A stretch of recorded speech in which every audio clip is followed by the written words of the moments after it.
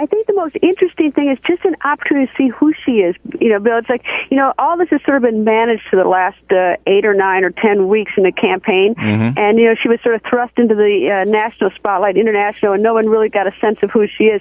So I think I think people will just have a better sense of who she is, what her life is like, and then she will answer. I'm going to ask her in the next 20 minutes to ask the questions that have been hitting her, and the gossip questions, which the anonymous sources, which I think are very painful, because I'm from the old school, and I'm a lawyer. It's like we hate anonymous sources. If you're going to say something about someone, for God's sakes, have the courage to identify yourself. But you don't have any problem with Carl Cameron reporting it, right?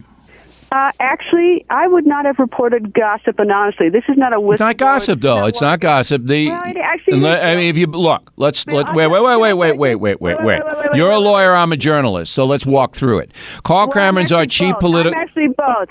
Wait a second. Stop right there. I just want to tell you, I've actually spoken to sources who prepared her in the debate. I investigated it myself. Right. I don't agree with reporting anonymous gossip. All right, but let's walk through it here. Let's walk through it. Okay, Carl Cameron is the chief political correspondent for Fox News Channel. Comes to me last week and he says, look, I got 3 people, 4 people, whatever it may be, telling me that Palin was unprepared and did some weird stuff. I said 3 people. He called me yesterday, 3, but okay, go ahead. And then he says to me, are you interested in the story? I say, yeah, I'm interested in the story, but they told this to you face to face, not hearsay, not gossip, right?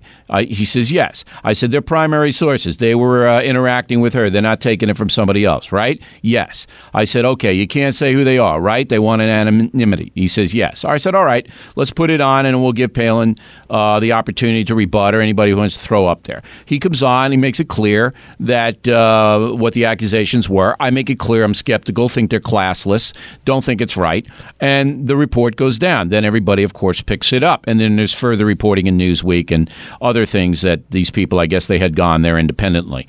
So, I did my job. Carl did his job. We put it in perspective. Do you have a beef with that? Well, let me tell you a few more facts. Those were not the facts that I investigated in terms of what. No, okay, but that's the initial.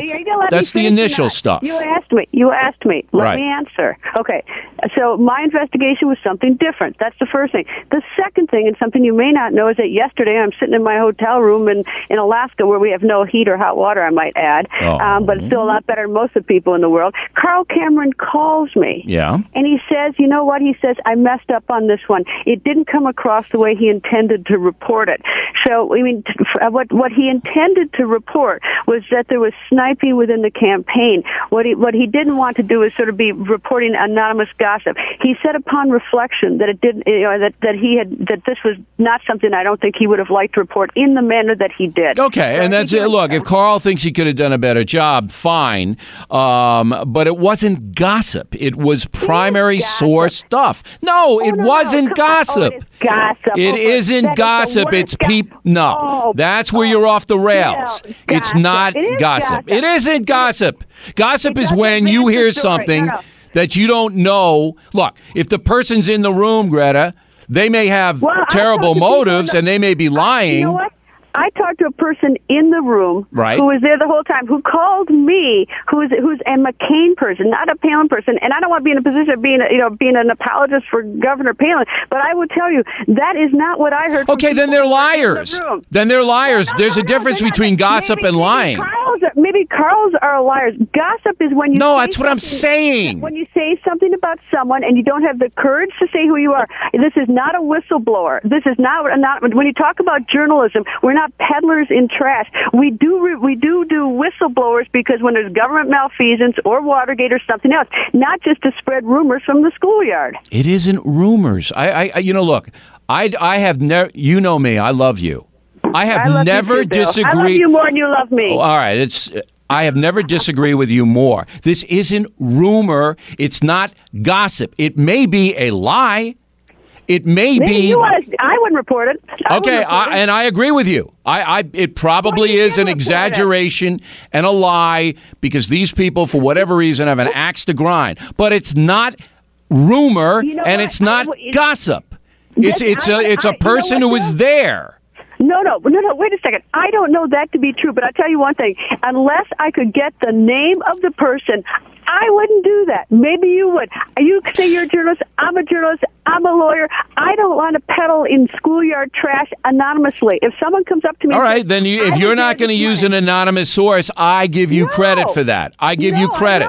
But that's not the way... Look, then Watergate never happens. Wait. Come on, Greta. Watergate never happens. Watergate never happens if you're not using an anonymous source. It never happens. Stop. I already said I would use it. I would on whistleblowers, Watergate, government malfeasance. I would definitely use an anonymous source because that's the only way you get the information. What I will not use an anonymous source for is gossip. All right. Look, Carl Cameron's not a gossiper. He's our main gun. He comes to me, he says he has a face-to-face with people in the room. Journalist. I'm putting him on the air. That's it. He's a great journalist. We all make mistakes. He called me yesterday. I didn't call him. All right. Now, tonight she's gonna reply to all of this, right? I'm going to ask her about it, yes. Yeah. I mean, that's what I want to... I think my audience... I want to get her tonight. I'm happy you got her. And I want you to tell her I want her to come on the show. Will you do that for me? I'll tell her, yeah. Yeah, I mean, you don't have to tell her on the air. Just, off, because I did talk to her, and I said, look, I really need you to come on the program. But I'm glad you got the scoop, but I want to hear from her. I want you to ask her all of the questions, and let's let her give her a say. That's what's fair. So I'm looking forward to that, right? I hope so. I'm looking forward to it, too. You want any questions? Do I want questions? You want any questions, or you have them all? I think I got them all, but I always take advice. I'm not stupid. I like to hear what other people have to say. Ask her what the capital of Togo is. Lome. Excellent. You know why I know that? You know why I know that? Why? My sister, an emergency room doctor in Lome in the early 1980s. Excellent. All right, look, we're going to have you on. We're going to have you on TV, and then you'll give us a briefing, and then everybody will watch the show at 10. All right, fair enough. Don't ask me any other capitals, though. All right, Greta, stay warm up there. Buy an extra Parker. Charge it to Fox. You're in the no spin zone with Bill O'Reilly.